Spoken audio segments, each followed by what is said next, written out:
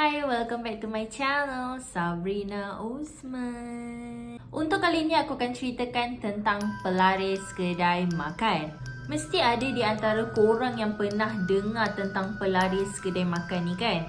Jadi untuk episod kali ini, sebelum aku teruskan cerita, aku akan cerita dulu apa itu pelaris kedai makan dan macam mana tips-tips nak tengok kedai makan tu ada guna pelaris ataupun tak. Amalan pelaris ni dia sama ada menggunakan khidmat jin ataupun tangkal untuk melariskan sesebuah kedai tu ataupun kedai makan tu lah. Macam mana nak tahu kedai makan tu ada guna pelaris ataupun tak? So aku akan sharekan pengalaman seorang pengguna ni berdasarkan kisah benar dia lah, yang mak mertua dia sendiri ada menggunakan pelaris. Jadi dia nak berkongsikan cerita agar kita sebagai pengguna ataupun pelanggan yang nak pergi makan tu jangan terkena dengan kedai-kedai yang ada pelaris ni. Walaupun ini pengalaman sebenar pengguna tu sendiri, tapi dia tak adalah sampai nak buat juga ikut join sekali dia punya mak mertua tu, sebab dia tahu menggunakan pelaris ni adalah berdosa besar.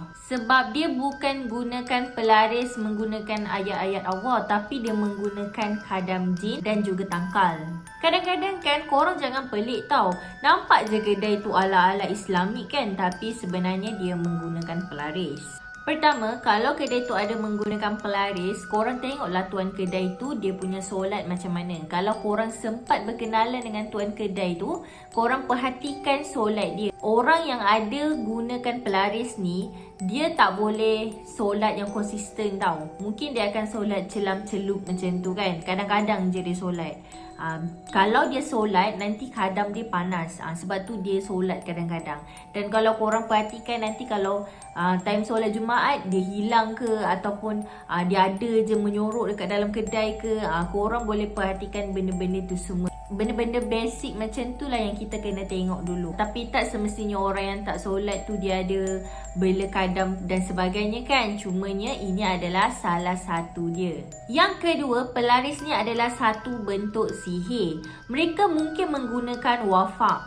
Wafak ni macam jampi atau mantera yang ditulis ke atas kertas ataupun kulit binatang. Kadang-kadang dia nampak macam tulisan khat. Dan tulisan khat ni kita tak faham pun apa benda maksud dia, dan kita pun tak boleh nak baca apa benda. Kemungkinan dia ditulis dalam bahasa Thailand ataupun Jawa. Wafak ni dia selalu diletakkan di bawah tray makanan ataupun digantung macam ayat-ayat Al-Quran. Yang ketiga, kedai yang pakai pelaris ni dia takkan pasang ayat Al-Quran dekat dalam kedai dia. Kalau dengar azan tak apalah, tapi kalau buka ayat Al-Quran, kadang tu dia akan jadi panas dan marah. Nak pula kalau dibacakan surah Al-Jin dan surah Al-Mulk. Yang keempat, bila kita makan dekat kedai tu, kita rasa macam wah, makanan ni sedap gila lah. Kita rate dia pun kita bagi 10/10 sebab memang sedap gila kan.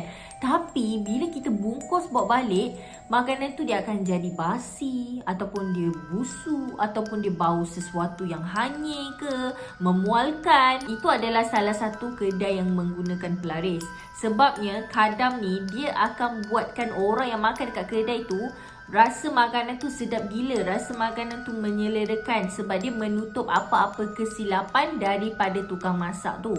Dan yang kelima, banyak barang-barang perhiasan yang korang sendiri pun tak pasti kenapa dia ada dekat situ. Contohnya tanduk kerbau yang digantung bersama gambar Wali Songo, khat Assalamualaikum. Contohnya kulit kepar, bangkai belangkas dan parang-parang yang digantung dalam kedai. Kadang-kadang nampak tiang seri kedai tu dihias dengan hiasan tertentu, termasuk kertas atau plat besi yang berwarna. Semua barang-barang ni adalah untuk beri makan ataupun tempat tinggal khadam yang berkhidmat tu. Macam mana nak elakkan terkena sihir? Korang amalkanlah berzikir. Aku nak berkongsikan cerita pengalaman Wati bukan nama sebenar bila dia pergi makan dekat kedai yang menggunakan pelaris. Pengalaman ni masa dia masih lagi jadi student dekat satu universiti belah utara. Malam tu Wati keluar pergi makan dengan kawan-kawan dia. Dekat dalam 30 minit jugalah dia pusing-pusing nak cari kedai makan. Tapi semuanya penuh dengan orang. Selepas 30 minit berpusing-pusing, akhirnya diorang jumpa satu kedai dan diorang decide nak makan dekat situ. Tapi bila tengok kedai tu macam biasa je, cumanya ada ramai sangat pelanggan. Selepas tu, mereka pun duduk dekat satu meja ni dan pelayan pun datang untuk ambil order. Wati rasa macam ada yang tak kena tau. Dia rasa tak selesa, lepas tu dia rasa macam suhu dalam kedai tu panas yang lain macam. Tak lama selepas tu, makanan pun sampai dan kawan Wati ni, dia tengok makanan tu macam wah sedapnya makanan tu dan tak sabar nak makan kan. Tiba-tiba Wati terdengar satu suara berbisik dekat dia, hati-hati dengan makanan tu. Wati pun apa lagi, dia pun cakap dengan kawan-kawan dia, tunggu, jangan makan dulu. Kawan-kawan dia rasa macam heran lah, kenapa tiba-tiba Wati ni cakap macam ni kan. Selepas tu, Wati pun membacakan doa Nabi Yunus dan berserah kepada Allah. Dengan izin Allah, mereka dapat melihat yang makanan tu tiba-tiba berlendir dan berbau busuk. Beberapa ekor ulat kecil keluar dari celahan makanan dia. Selera diorang terus putus dan diorang pun membuat keputusan untuk keluar daripada kedai tu. Tapi Wati ni dia ada common sense lah sebab dia dah pesan makanan tu kan. Jadi dia rasa macam dia perlulah untuk pergi bayar makanan tu. Dan bila dia pergi je dekat kaunter, kakak dekat kaunter tu cakap, tak apa dek, yang tu tak payah bayar. Kakak dekat kaunter tu cakap macam tu dengan reaksi muka dia yang serba salah tau. Dan ada seorang lelaki yang separuh umur, dia sedaya upaya menenangkan keadaan dalam restoran dia. Sebab masa dia orang bangun tu, customer-customer lain semua tengok dekat meja dia orang. Dan dia orang pun semua macam pelik lah kan, kenapa tiba-tiba terjadinya kejadian macam tu. Dan lelaki separuh umur tu, dia pandang tajam dekat Wati. Korang rasa tak pelik ke kenapa kakak dekat kaunter tu cakap macam tu? Maksudnya kakak dekat kaunter tu pun tahulah yang diorang ni memang ada menggunakan something kan. Sampaikan dia cakap tak apa dek, tak payah bayar kan. Dan kalau korang nak tahu, Wati ni dia gifted tau. Dia diberi satu anugerah oleh Allah untuk dia dapat melihat benda-benda gaib dan misteri macam ni.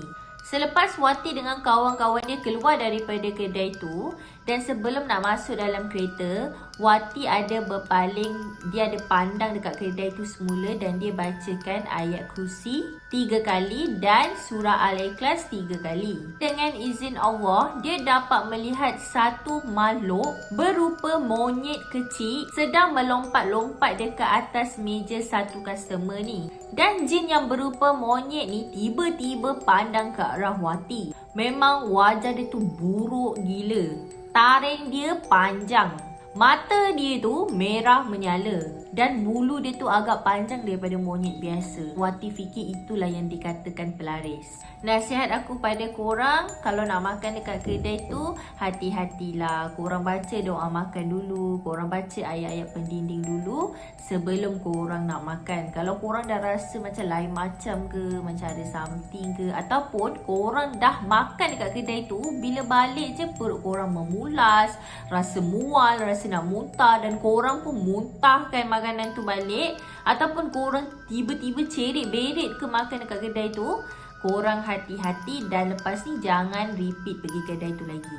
Untuk cerita yang seterusnya, kejadian ni berlaku masa Ain, bukan nama sebenar, berada di pertengahan tingkatan 3. Ain duduk dekat Selangor dan penderitaan ni bermula apabila ibu dia yang bekerja sebagai tukang masak dekat kantin sekolah difitnah sebab tak bayar duit kutu, padahal masa tu adalah giliran ibu dia.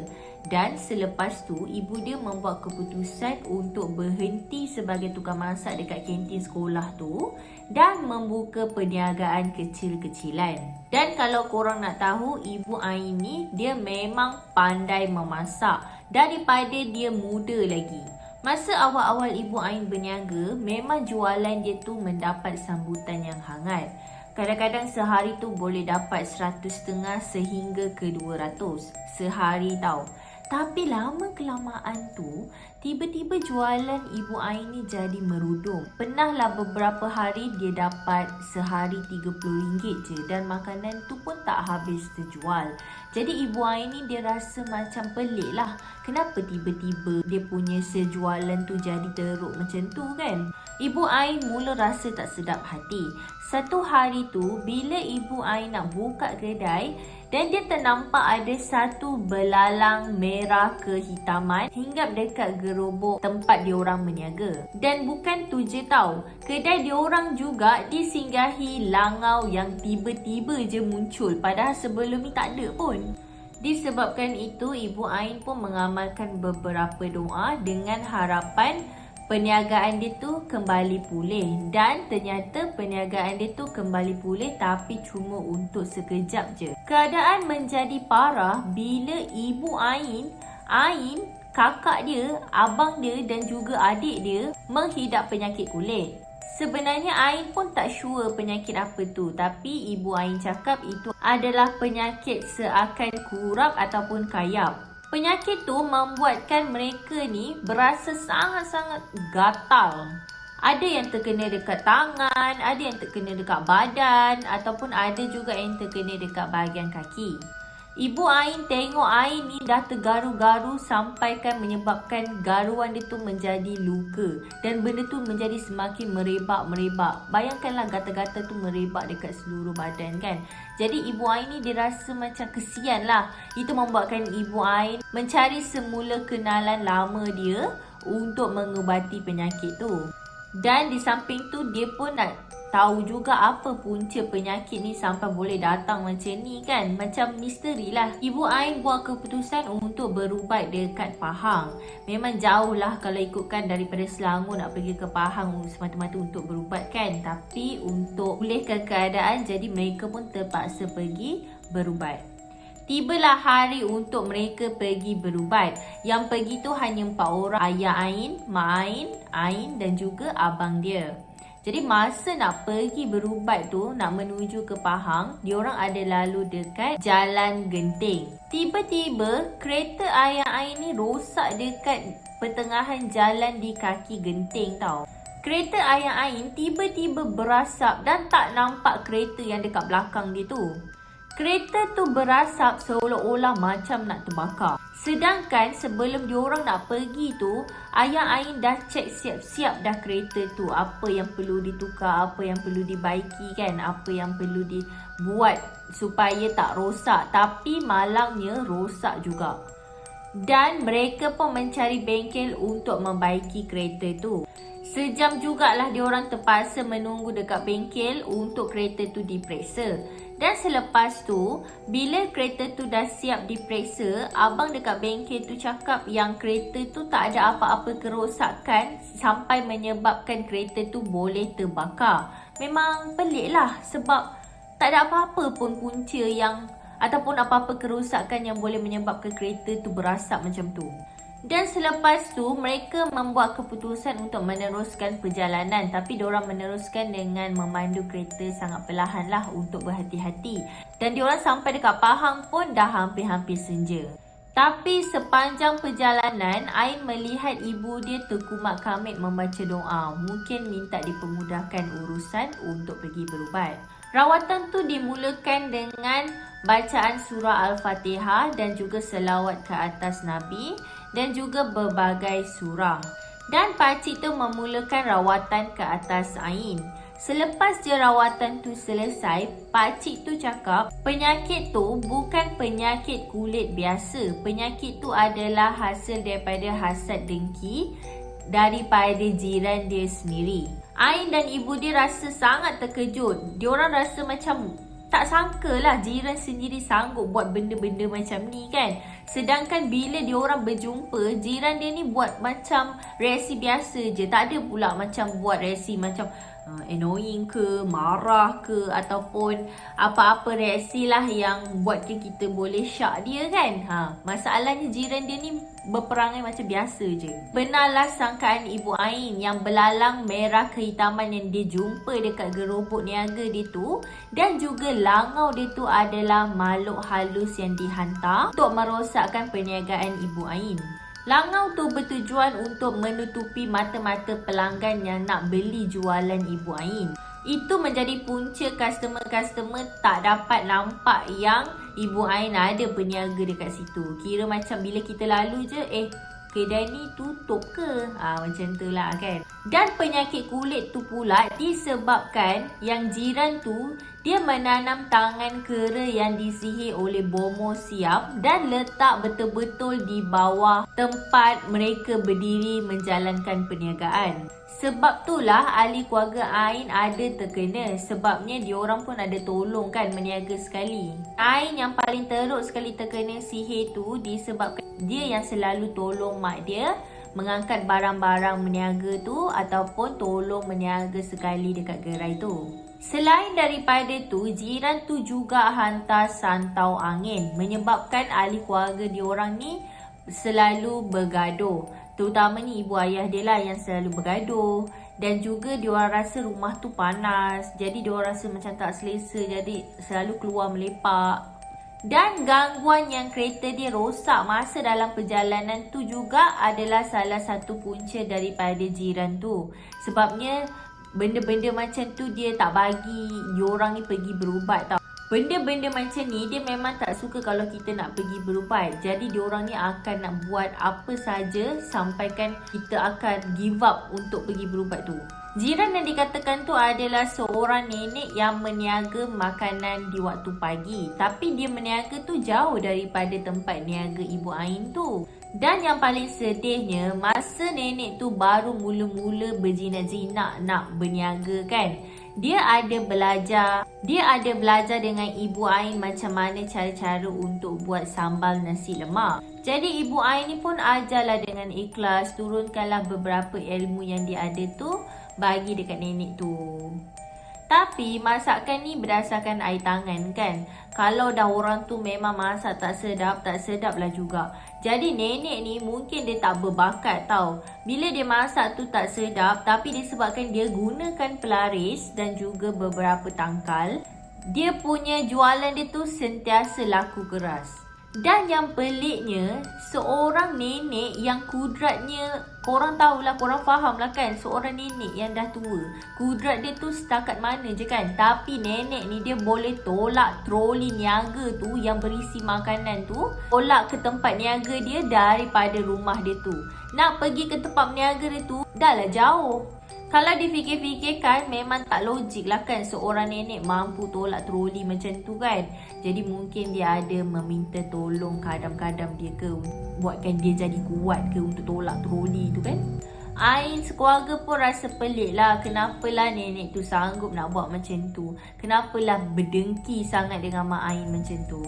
Nasib baiklah Ibu Ain ni tak terkena teruk macam Ain. Sebab Ibu Ain ni dia memang sangat rajin solat dan rajin mengamalkan beberapa doa. Jadi benda-benda macam tu terkena lebih lah dekat Ain. Itu je ceritaku untuk kali ni. Harap korang enjoy dan korang suka dengan ceritaku. Kalau korang suka, korang boleh like dan juga share. Jangan lupa subscribe untuk tak ketinggalan cerita-cerita yang lagi menarik selepas ni.